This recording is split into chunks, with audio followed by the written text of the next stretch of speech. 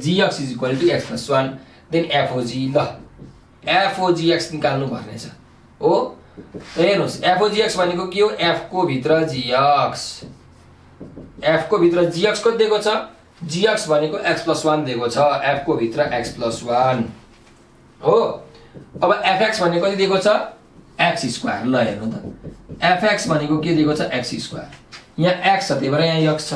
यदि यहाँ 1 भइदिएको भए यहाँ 1 हुन्थ्यो, यहाँ 2 भइदिएको भए यो x को ठाउँमा 2 हुन्थ्यो। यदि यहाँ x + 1 भइदिएको भए के हुन्थ्यो यहाँ पनि x को ठाउँमा x + 1 हुन्थ्यो अनि होल स्क्वायर हुन्थ्यो नि हो त x को ठाउँमा x + 1 भयो भने के हुन्छ x + 1 को होल स्क्वायर हुन्छ।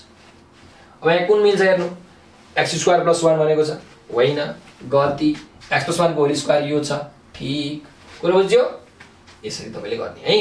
अर्कोमा जाउँ 24 नम्बरको क्वेशन के भनिरहेछ ल if f 1 3 2 5 3 7 g 3 2 5 1 7 3 then GOF is भनेको छ ल हेर्नु है त यहाँ के भनिरहेछ f भन्ने फंक्सन दिएको छ g भन्ने फंक्सन दिएको छ GOF कति हुन्छ भनेको छ। यसको लागि टेक्निक छ के बाबा टेक्निक छ हेर्नु यहाँ कस्तो टेक्निक छ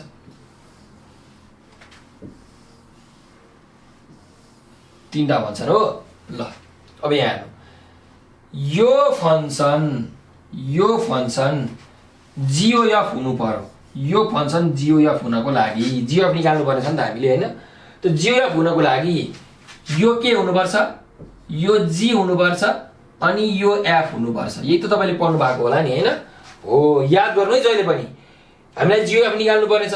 त यो GOF हुनको लागि यो दुईटा सेटका फंक्सनहरु g र अगाडिका दुईटाका f हुनु पर्छ। अब म्यापिङ डायग्राममा बनाउनु आफै निक्लिन्छ च्याट लाएर एन्सर टिकाल्नु भयो गयो मेन चाहिँ यही हो मेन यो हो के सल्भ गर्ने प्रोसेस त्यसपछि आउँछ। ल हेर्नुस् त अब यो भन्ने भन्छ के छ 1 3 1 3 ब्लुक 2 5 2 5 ब्लुक 3 7 कुलुक हो। अब यहाँ जाऊ जी मा 3 2 3 को कति छ 2 छ 3 2 5 1 5 को कति छ 1 छ 7 3 7 को कति छ 3 छ हो। अब GOF भनेको कति भयो ए 1 को लागि 2 2 को लागि 1 3 को लागि 3 1 को लागि 2 2 को लागि 1 3 को लागि 3 यो हुँदो रहेछ 1, 2 2, 1 र 3, 3 यो चाहिँ के हुँदो रहेछ त हाम्रो GOF हुँदो रहेछ। अब कहाँ मिल्यो हेर्नुस् त यो 1, 2 2, 1 3, 3 यही सुरुकै मिल्यो अरु कुनै मिल्यो अरु कुनै पनि मिलेको छैन काम भो तमाम भो ठीक छ। यसरी हामीले गर्न सक्छौं क्लियर ल लास्ट क्वेशनमा जाउँ के भनिरहेछ if hx is equal to 3x minus 6 write the formula that defines h inverse निकाल्नु भनिरहेछ।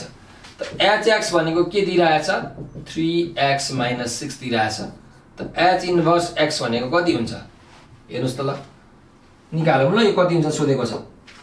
सो अहिलेको तरिका त हो y is equal to 3x minus 6 x र y को के गर्ने ठाउँलाई चेन्ज गर्ने पोजिसन चेन्ज गर्ने त यहाँ के भयो x is equal to 3y minus 6 भयो। अब y को भ्यालु निकाल्नु और minus 6 यतातिर आउँदा plus 6 x plus 6 is equals to 3y हो। सो x plus 6 यो 3 यतातिर आउँदा के हुन्छ डिवाइड हुन्छ is equal to y भनेको मतलब x plus 6/3 भनेको y को भ्यालु आयो y भनेको h इन्भर्स x आयो x plus 6/3 कहाँ छ जहाँ छ 3 हामीले टिक ठीक छ ल। त यो सँगसँगै मैले आज चाहिँ तपाईलाई अहिले 10 वटा क्वेशन गराए फंक्सनका अब अर्को दिन चाहिँ अर्को कुनै टपिक पर्सेन्टेजको टपिकहरु अरु मिक्स म्याक्स गरेर म लिएर आउँछु हैन। तपाईले चाहिँ प्र्याक्टिस गर्नुलाई हेर्नु होला। अब एससी को लागि चाहिँ स्कलरशिपको जुन टेस्ट हुन्छ हरेक कलेजहरुले लिन्छ त्यसपछि अलिकति राम्रो परफर्मेन्स गरियो भने हामीले स्कलरशिप पाउँछौं के फ्रीमा पढ्न पाउँछौं। त्यही भएर अलिकति मेहनत चाहिँ गर्नु पर्यो के यसले तपाईहरुलाई अलिकति दिमागलाई पनि तेज गराउँछ के ठीक छ। रमाइलोमा चाहिँ घुलमिल हुन त्यति अलि रमाइलो गर्ने हो तर धेरै गर्ने होइन पढ्नु पनि पर्छ। र तपाईहरुले हाम्रो एप्लिकेसी को क्लास हामीले गराइरहेका छौं है तपाईले लिनु भएको छ कि छैन लिनु है। यो नम्बर हेर्नुस् यहाँ 9849595895 हो यो नम्बर तपाईलाई मजाले थाहा छ मैले भन्नै पर्दैन तपाईले एससी को त्यत्रो भिडियो हेर्नु भएको छ हैन त्यही पनि एउटा औपचारिकता मैले देखाएको है।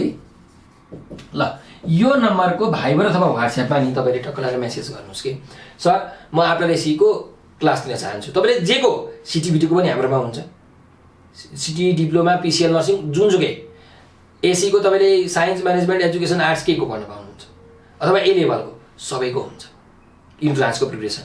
त यो नम्बरको भाइबर अथवा व्हाट्सएपमा के गर्ने भने मेसेज गर्ने सर म आफ्टर एसीको चाहिँ लागि तयारी गर्न चाहन्छु, मलाई क्लास कहिलेदेखि भइरहेको अथवा कहिलेबाट हुन्छ, कुन रुटिन छ क्लासको, कुन टिचरले पढाउनुहुन्छ, कुन सब्जेक्ट हामीले पढ्नुपर्छ, फी कति हो, फी कसरी तिर्ने, कुन एप्लिकेसन डाउनलोड गर्नुपर्छ, यसरी तपाईँले सबै सोध्नु क्या।